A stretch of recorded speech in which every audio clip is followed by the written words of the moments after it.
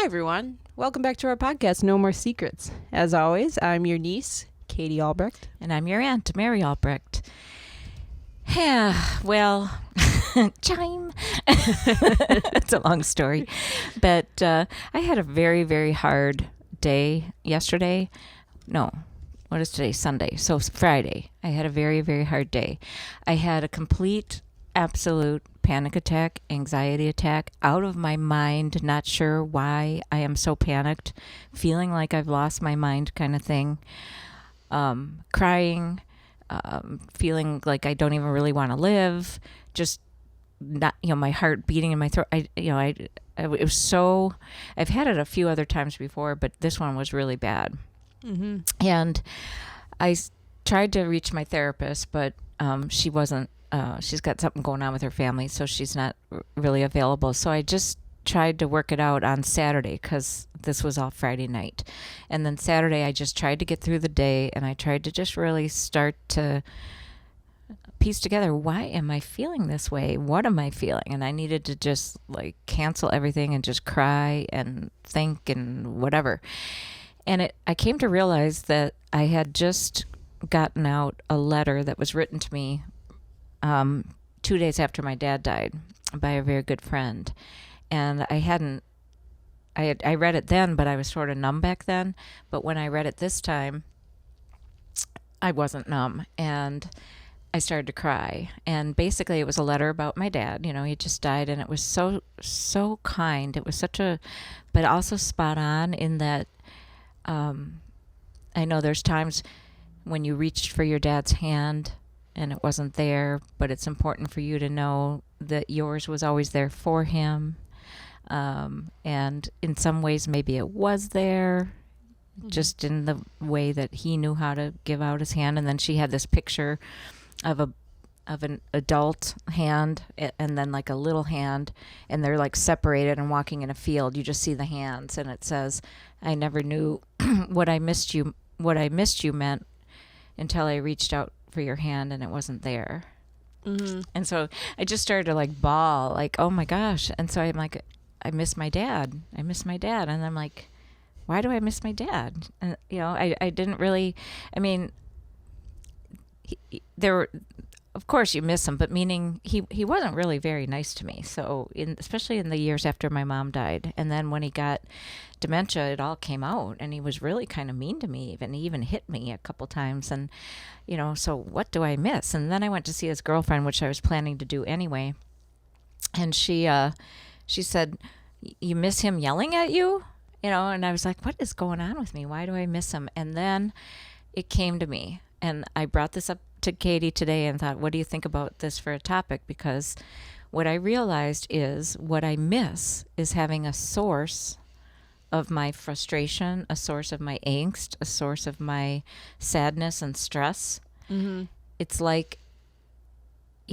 certainly still have plenty. I've got, Steve's surgery in a week and a half and Terry's cancer and all that stuff. But this was different because it was such an obligation that I was thrown into. Taking care of your parent isn't natural. And I felt abandoned by him my whole life. And yeah, then, especially with your dynamic, I think. Exactly. And then Mom left me with him. You'll take care of your dad. But didn't ever say, I hope you're going to be okay too. It was more now you need to take care of him, but you'll be fine kind of thing. And that was her deathbed week or whatever. Mm-hmm. And so I realized that what I'm missing is a source or a target, or what did you call it? Good point. Outlet. That's the title. Took a note of it, yeah. And so for now, this is called Losing Your Anger Outlet. And I just said, I think what I'm missing is having an outlet for my stress and my angst and my anxiety and my sadness and my nervousness and my frustrations. And I brought it up to Katie. That's Katie over there. And hey. And she said that you said that you went through the same exact thing when your dad died, or similar, right? Yeah, that was something that took me a while to sort through, and it was part of the depression that followed my dad dying. Because I obviously, and I've talked about this too, I've had a very deep, dark depression the years following my dad passing away. And because it was such a confusing time, I mean, obviously it was complicated grief. I didn't speak to him pretty much the year before he passed, knowing that he was going to pass, and it took a lot for me to get out of that. But one of the things that I was realizing through that time was that I would get these like bursts of anger, just randomly kind of like come out and everything, which I guess is normal in grief. But what was, I think, happening was my I didn't have like the person to like let it out to, because when he was alive, I could go around to other people and be happy and be normal and fun and goofy, or whatever, like all the good emotions pretty much, because every time I was around him, which was enough to obviously get it out, I would let out the anger, I would let out the frustration, I would let out the sadness, I would let out the just all the things that every human has. But I would like kind of like hyper focus them on him because he brought it out, and that was like the nature of our family and everything. And then once he passed, that outlet was gone. So then it just came out without my like choice, like your anger just starts to like pour out of you in ways that you don't want to, or like there's times where I would act out when I didn't want to. And, it's just like it's hard when it's like you're used to just letting it all at one person, one, thing or something. Dumping all your problems on that one problem. Yeah, and he was a problem. The problem's on the problem, but meaning, the one target. And I just always assumed once he passed that things were going to get a lot easier, which they did in some ways, but we still have all of our scars. Mm-hmm. And then the same with my dad. I thought it would get a lot easier, but then it's really not gone yet, Mm-hmm. But what I'm wondering is that just normal anger that all humans have, but you were just thinking it was because of him? Or is it anger from growing up with him that still has to come out, but he's not there? Well, maybe it's both. Yeah. I think every human experiences anger. Like we've all seen toddlers get into tantrums and everything, but parents will at the time when they're a kid hopefully help them deal with that anger or deal with their tantrums in a healthy ways where you can let it out and then still be okay afterwards, But where we didn't have growing up was that person to teach us like how to deal with anger and those, negative emotions, that like how to do it in a healthy way. If that makes sense. I mean, in fact, it was like Ken had a moratorium on anger. So if any of the rest of us got anger, it was like, oh, I can't take this. You can't be angry too. Right. Can't take two of you. I got compared to Ken. You get compared to Ken. Yeah. And so it's like, but I just have a normal level of anger, I think. I think so too. But it comes out, obviously. I mean, there would be times where it would come out stronger, but I think it was because it was repressed for so long, like we were told that the anger wasn't valid or like we shouldn't feel angry, which we've said even a couple episodes, like you can't control what you feel what you feel. Mm-hmm. The best way to handle it is to honor that emotion and then move on. Like it's not to just pretend it doesn't exist, which we did growing up. And so maybe that's what's coming out too, because I feel like my anxiety on Friday was also, wow, what am I going to do without the Albrechts? Like, meaning Steve, he's got to have his, I'm not talking you, I mean our nucleus. You're not talking about me? Well, I'm always thinking about you. You're thinking about me? Yeah. In the crazy Albrecht? Yeah, I'm not talking about her in that group. Oh my God. No, but I mean in our 5 people that we had growing up that formed us, there's just me and Steve. And Steve's my little brother, and so he, like, I've known him since he was 0. Like, it's not like he ever had any power over me. I was 8 years older. And so there was somewhat of a, oh my God, like I actually have space to feel however I want to feel now and not be told I'm wrong. Mm-hmm. At least when it comes to that dynamic, in terms of how I felt about growing up with them. Mm-hmm. But I always felt like if my dad was still around, that I didn't really want to go there because I had to take care of him. So if I built up too much resentment, I wouldn't want to go, So I tried to compartmentalize it, push it away, and I think it's coming out. And my therapist said that, she's like worried, like once everything's kind of, not everything, but the main things, like if Terry passes, we sell the house, Steve's surgery is done, I'm just going to fall apart, she thinks. She said, it's not that you can't survive it, but you're just going to be, there's so much in there that has to come out still, and you're going to not know where to go with those emotions, and it's going to be painful, but it's also going to be good, which is what you were saying about having to get these things out. And so I'm thinking what happened on Friday was that some of that came out because of that letter. I realized, yeah, you know what? His hand really wasn't there for me, not in the way I needed, but I poured my heart and soul into that guy, especially after my mom died. I just loved and loved and loved, not to get it back, but meaning I just used love to take care of him and to see him as a human being as opposed to somebody who wasn't there for me. And I did love him because he's, you just do. You can't explain why you love somebody, but he's my dad. Right. And so when I read that, I think some of it started to come out, like the pain of not really having, what you needed in parents. Right. Yeah, or a brother. And then for you, your dad, so. Yeah, he was obviously a big problem and everything.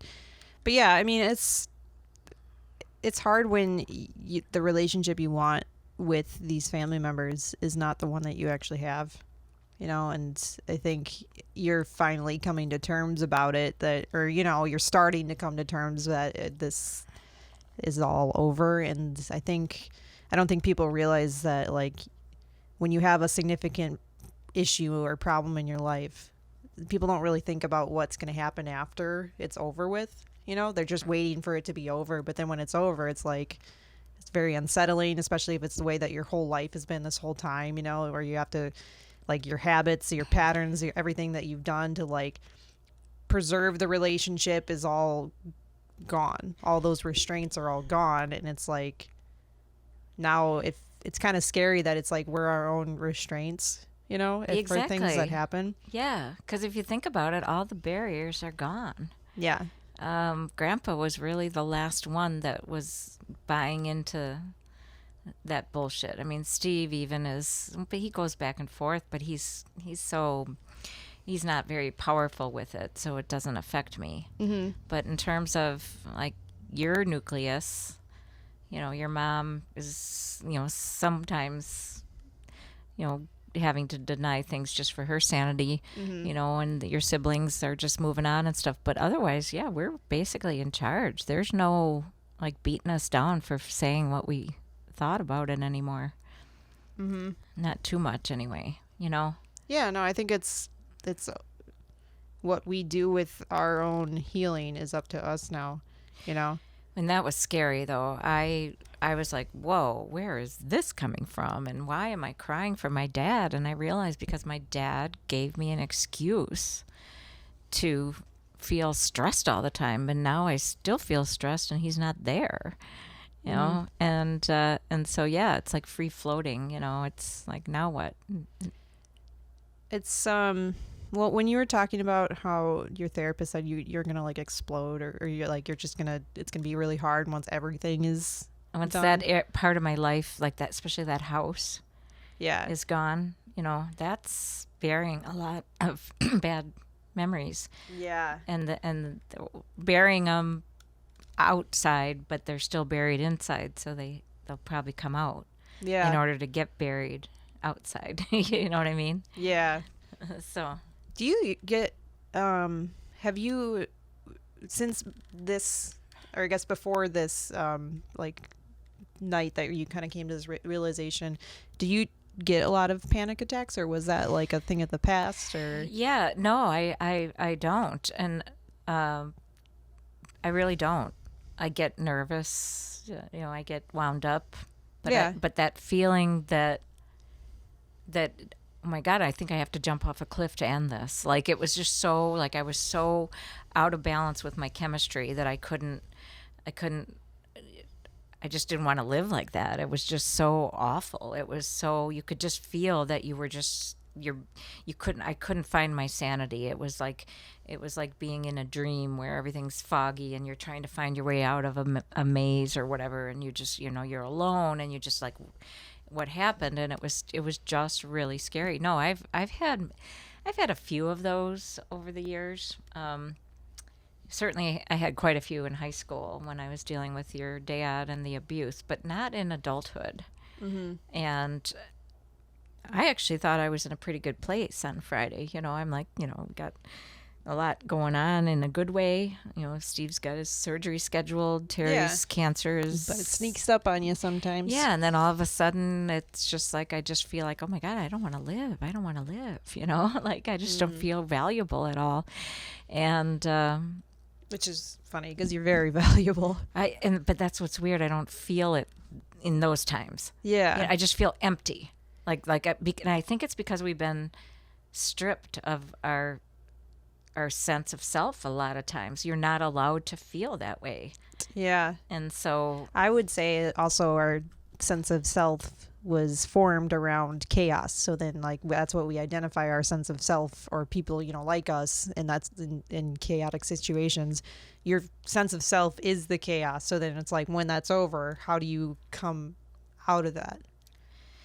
when the chaos is over. When the chaos is over, it's like, well, that was my personality, right? And that was our whole dealing with chaos. And that kind of goes back to our adrenaline episode, because also maybe my body created the panic attack in order to have something familiar as to how it was when I was a kid. Mm-hmm. And I'm facing what happened as a kid because my dad wasn't there for me. And I read that letter, so I needed that familiarity but then I didn't have the source there. So it made me feel even crazier. Right. Oh God, it was awful. So how did you eventually come out of it, or was it just a thing that happened naturally? Crying.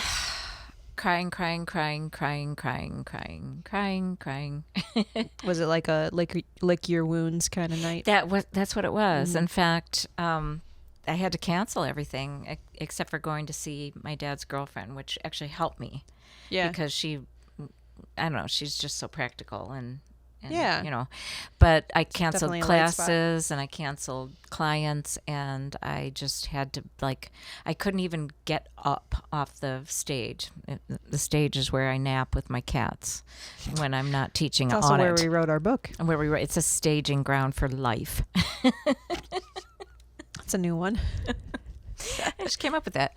And I just was under this blanket on this beautiful Saturday, and I couldn't move. I couldn't even get in the shower.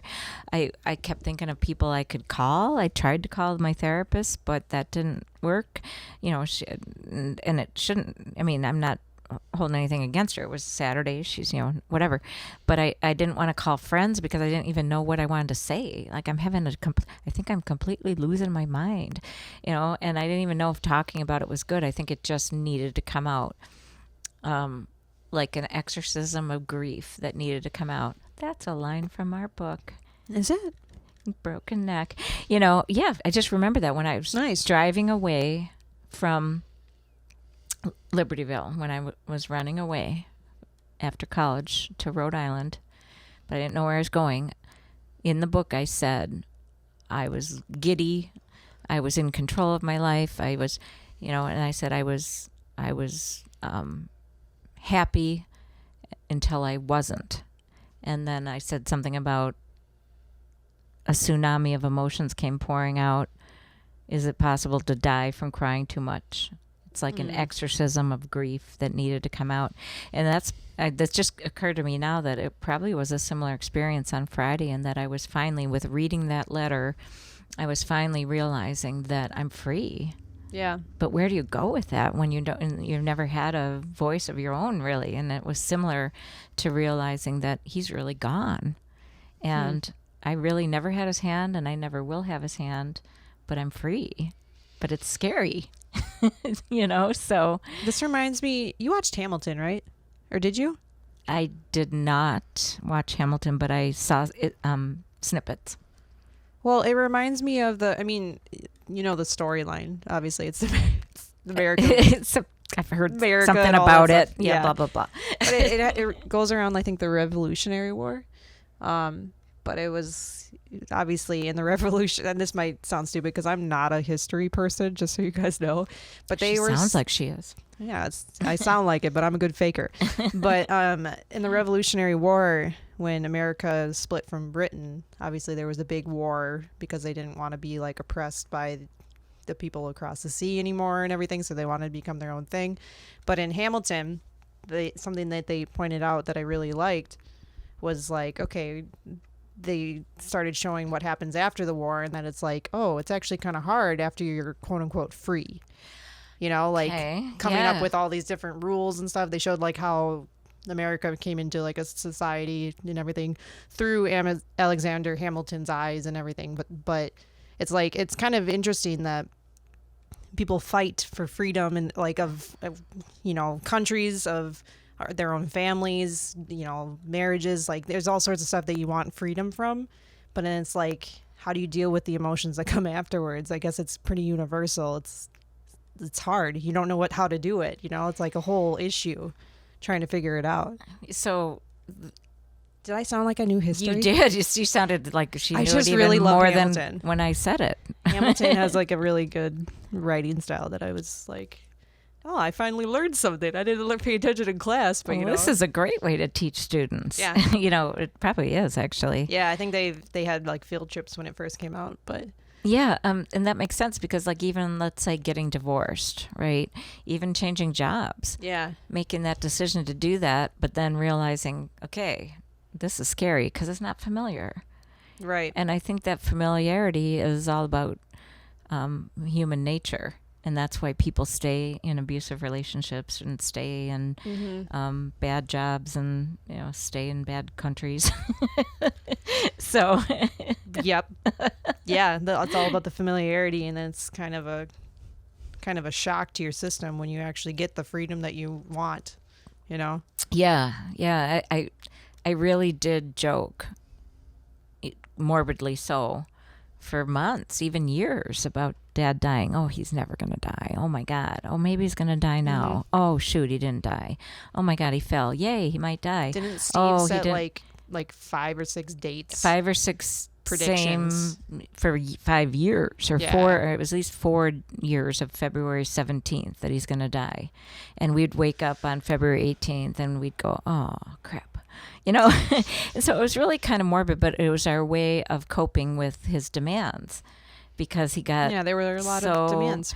And he got crazier with it. I mean, he used to be demanding but not insane at the same time. But this got so crazy that there was no way to even get around it because he was just angry and mean. And so, yeah, but I used to joke about it, but now it's done. I mean, he's really gone. It's 2 months. It's going to be 2 months. On Steve's surgery date, June 23rd, is exactly 2 months from when he died. And it's like, even with how it was with your dad, like, he's really gone. Like, I keep thinking that he's going to walk through the door, meaning my dad. And when your dad died, I thought for sure he would haunt us somehow, Which we're still on. It sounded like there was moments of that in the beginning. Right. We had a little bit of that. And I just want to say, somebody pushed me down the stairs 2 days before Grandpa's funeral. Interesting. I think it was, I thought it was my Very dad. coincidental. I was thinking it was my dad, but my clients think it might have been both Ken and my dad finally getting together on something. Oh, boy. Well, they didn't do a very good job, obviously. I only slid down about 8 just got a stairs, scrape and or I got a little something, scrape yeah. on my finger and a little bit of bruising and stuff. But they tried. And I said to my therapist, I said, I felt assaulted because I was already so stressed and I had so much to do and I had to get the pictures over to the funeral home. And I just was going down the stairs like I've done millions of times since I've opened this place. And all of a sudden, the first time ever, I slip and I fall. And I said, I felt assaulted, but yet it was my fault. And she's like, wow, what you just said is so layered about your life, because you were assaulted all the time, but you always thought it was your fault. Mm-hmm. And it's interesting that it carries over, you know? Yeah, that's what I'm saying, is that I think there's a lot of scars to come out still, you know, with both of us as we go through life. How do you ever get past it? How does it ever not creep up here and there, you know? I think it always, I mean, that's grief in general, but especially in complex situations and everything. It doesn't go away. It just, your like tank of being able to handle it just gets bigger. It stays the same, but you can handle more. Okay, that's I saw interesting. like a visual of that, I think, a couple days ago, where there's like a ball of grief, and they showed like, yeah, grief doesn't get smaller, and then they showed it in a picture, like a water picture. Not a picture, but I can't Water say it. pitcher. Pitcher, yeah. Got it.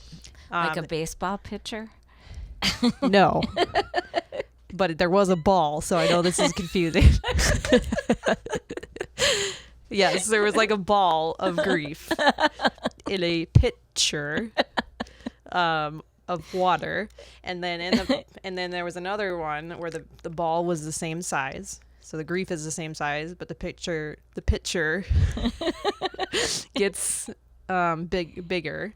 And then in the last one, it shows the ball the same size again, but the pitcher is huge. So it shows like that you can handle so much more. The grief is still there, still the same size. And it's not the same. It's not any smaller. It's not any smaller, but Okay. your world gets bigger, if that makes sense. You know what? And getting back to I wasn't supposed to say the name, but anyway, We'll the blurb person, it out. Yeah. Yeah, no worries.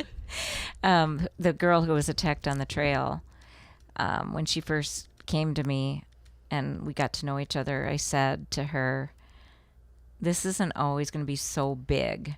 Your life is going to continue to expand. You're going to have all kinds of other experiences.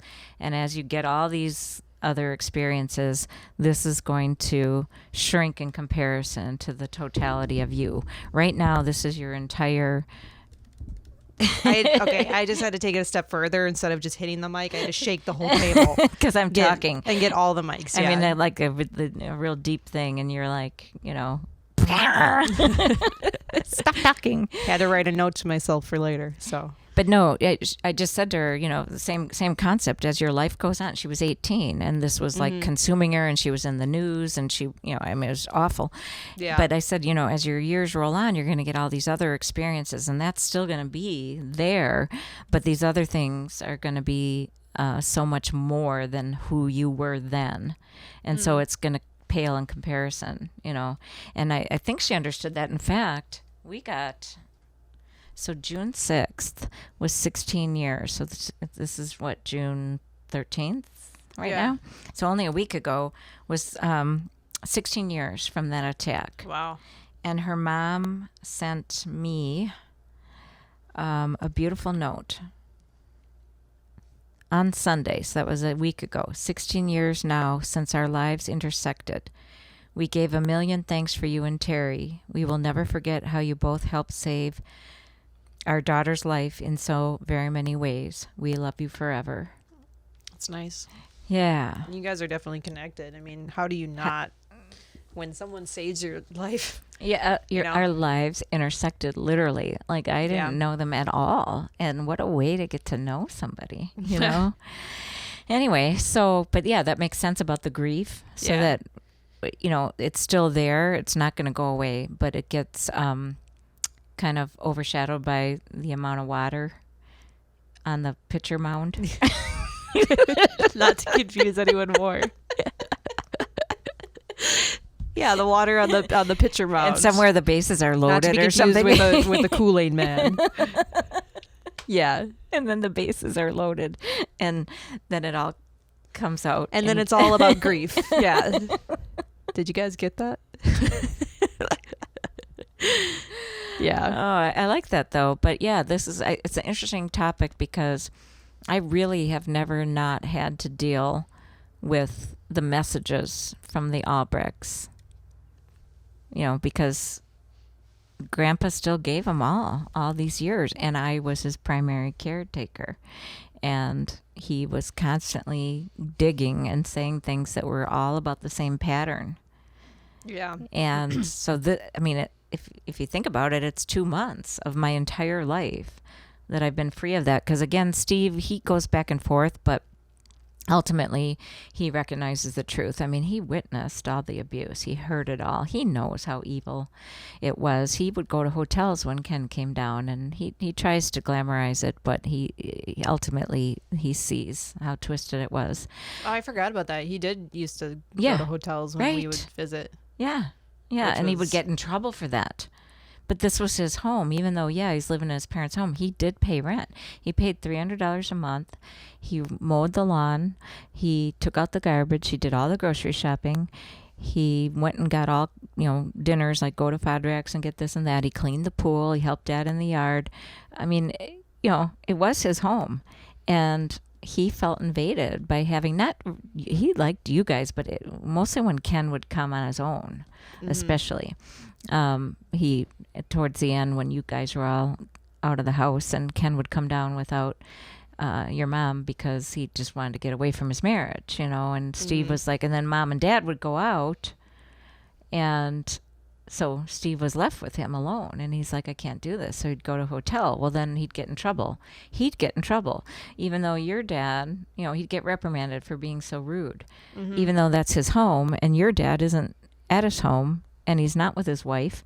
Not only that, he's like 50 years old, and Mom's like, I'm leaving you pizza money on the counter, Ken, and it's like, you're not even contributing. You're in the family room getting pizza money from your mom, and you're 50 years old, and so Steve just left because that was his only power, but he got reprimanded and ridiculed from our parents. Yeah. And that's how twisted it is. So it's messed up. It's so weird to not have Dad with his comments, because he would still slight me at the end. I mean, he hit me.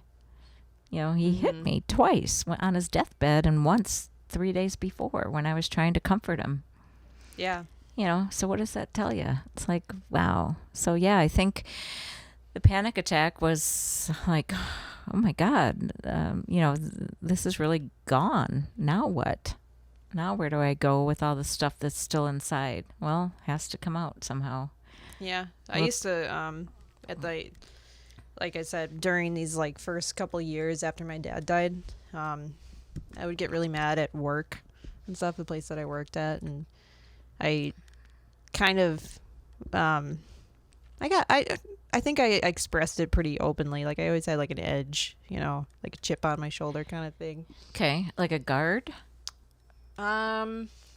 Maybe. I mean, or both. Like a guard that gave you an edge. It was just anger coming out. Like it was frustrating. Okay. All of those things like pouring out. I mean, my situation wasn't great necessarily either, but I'm like at the point now a couple of years ago where I'm like, okay, I had some part in it, Back then I didn't think I had any. I thought it was just not like a good people that I was working for or whatever, which I'm not saying that wasn't the case, but I can take some ownership now and say, yeah, I wasn't perfect. And you definitely lashed out, probably for good reasons, at the place, but maybe like more so than was necessary for that situation because there was all that other now, right? Like now that I'm a little bit healthier and everything, and yeah, better perspective. Sometimes I find I'm just irrationally attacking certain situations because I'm just angry about something else, and usually it's with the people that are safest. Yeah, and I hate that when that happens, but I don't know. We got a lot of stuff inside of us. We got a lot of there's just scars. There's wounds. I mean, there's just stuff. And I mean, I've never not had to kowtow to Mom, Ken, or Dad. You know? And now that the fog is lifted, I'm like, shit. I don't know. This is. I kind of want to go back to just kind of playing the good little girl. And what you're used to. Yeah. Exactly. Yeah, it's hard. It's I I really do believe that we all just like that's just human to have like a range of emotions. You're not going to be happy all the time. Like you're not going to be excited all the time. You're not always going to be in a good mood. Like I think even people that didn't have the severe trauma that we had are still going to feel angry, and even if they call it whatever, but they're still going to feel that from time to time. They're still going to feel frustrated and pissed at people and annoyed, and like it happens. But we don't necessarily, or we haven't always realized that it's like normal to feel a range from time to time. And just because you're a little angry doesn't make you like Ken.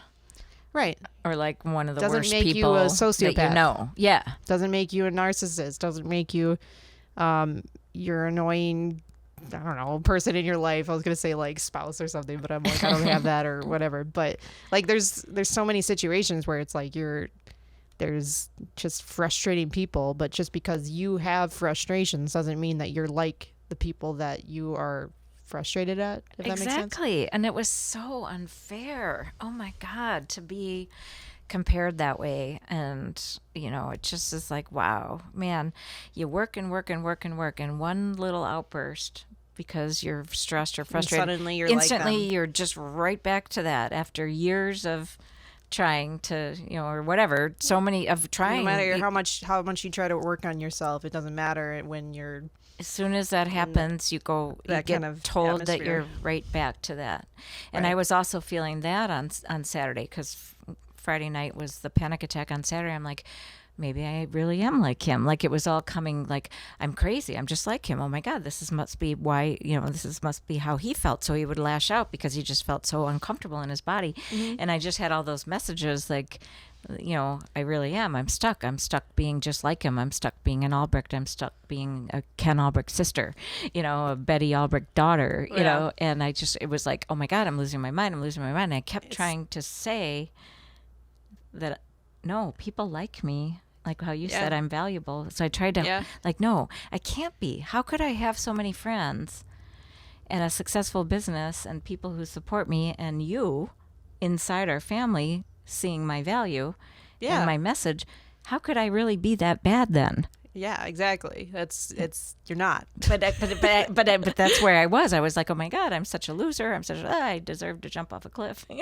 Yeah. I mean, that's hard to come by, but I think what makes us struggle with that, and where I've struggled with it before too, and is just the self-hatred is almost worse than the actual like emotion in the first place. You know what I mean? Wow. Or that's it's like, really, you're just trying to, like, the emotions are there, but then it's like, oh man, I shouldn't have been angry. Exactly. And then that's what makes it so spiraling and so bad and everything, because you're hating yourself for having the emotion, because we were taught to not have emotion.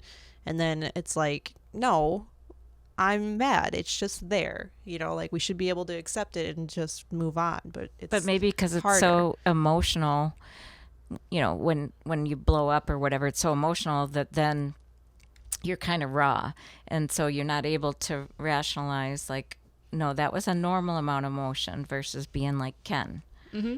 But the self-hatred that I had on Saturday, I just kept saying, I hate myself right now. I just hate myself. I don't see why anyone likes me. I don't see why I even have a successful business. I'm a total fraud. I feel like it's going to come out any minute that I'm just this insane person that I've just been hiding behind masks, for, which we haven't done that at all. I mean, I don't even know if I know what a mask looks like. Yeah, what's a mask?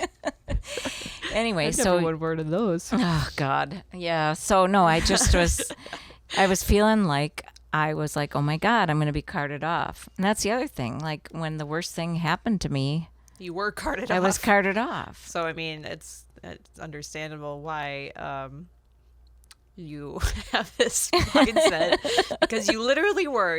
I mean, that's still like one of the most infuriating things, hearing about it, like in our family, that treatment. Then the one time, and I said this on one of our episodes recently, the one time my dad came to see me, he said, "You can't stick your head in the sand, Mary."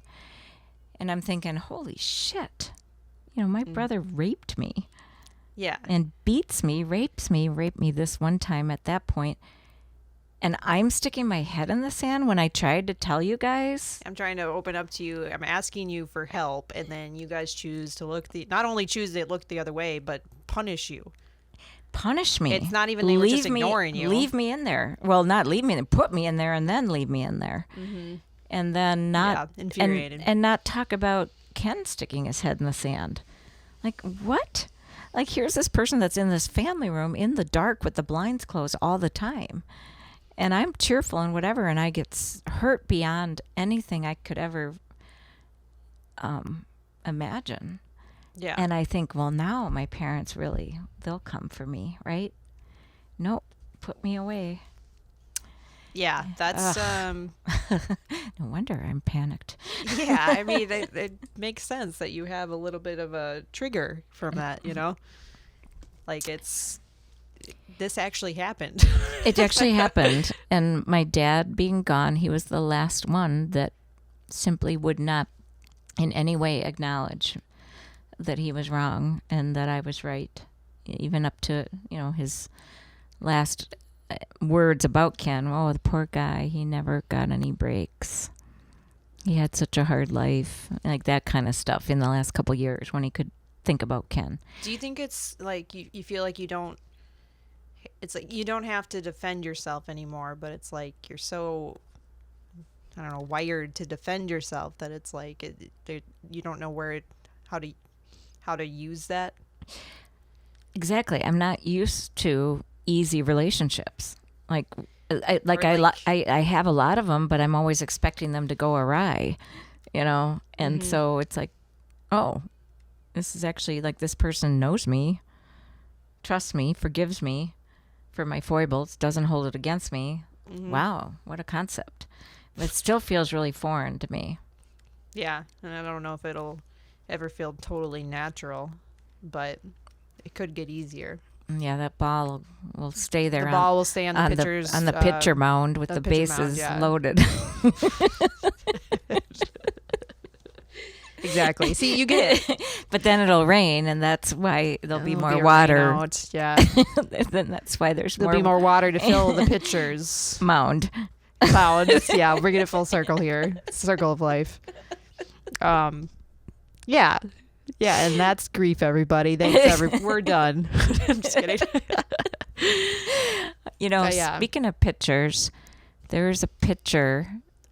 This was funny. So I love how we can lighten things up, after such a deep topic. But St. Louis, the Cardinals were playing the Cubs yesterday, and I was watching the start of it with my dad's girlfriend, Pat. Mm-hmm.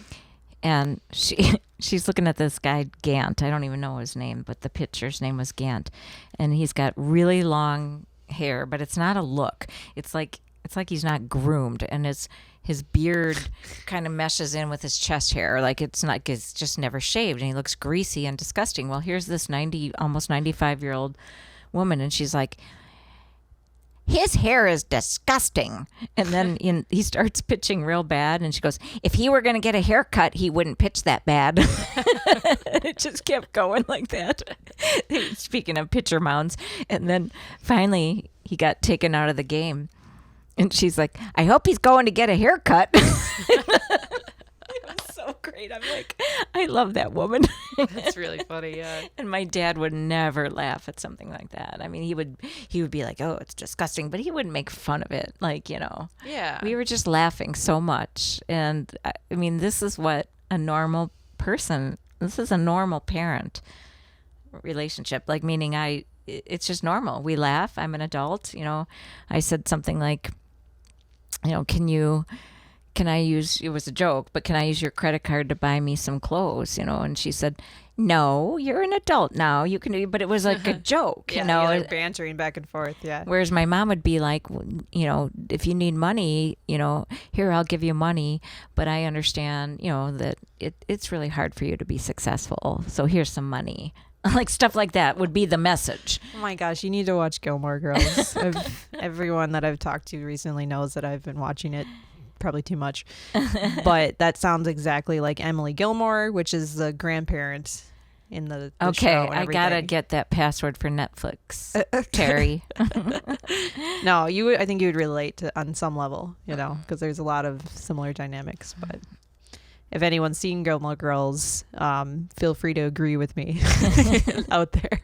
I want something to watch that's like that, that's like lighthearted but still spot on. It's very lighthearted. It doesn't have the dark stuff that our family has, but some of the dynamics are very similar. Very similar, yeah.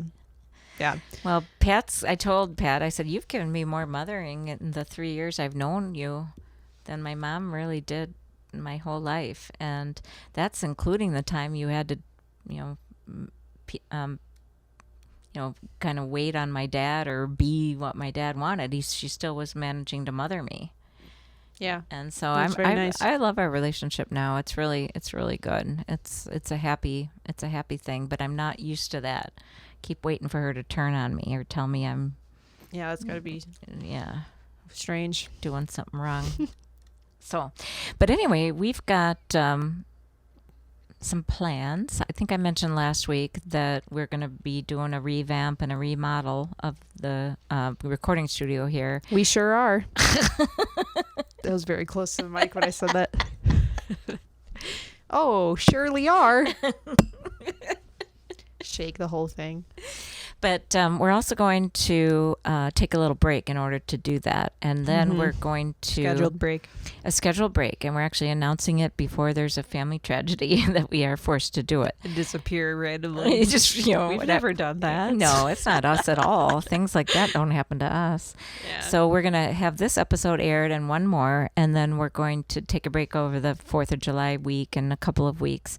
And we're going to remodel the studio. And then we'll be in touch with social media and all the different ways that we can let you listeners know how we're going to restructure the podcast. But we're going to have a definite structure of a certain amount of weeks on with a couple weeks off in order for us to stay fresh and to be able to keep getting guests on and promoting it and doing things like that. So that's the plan going forward.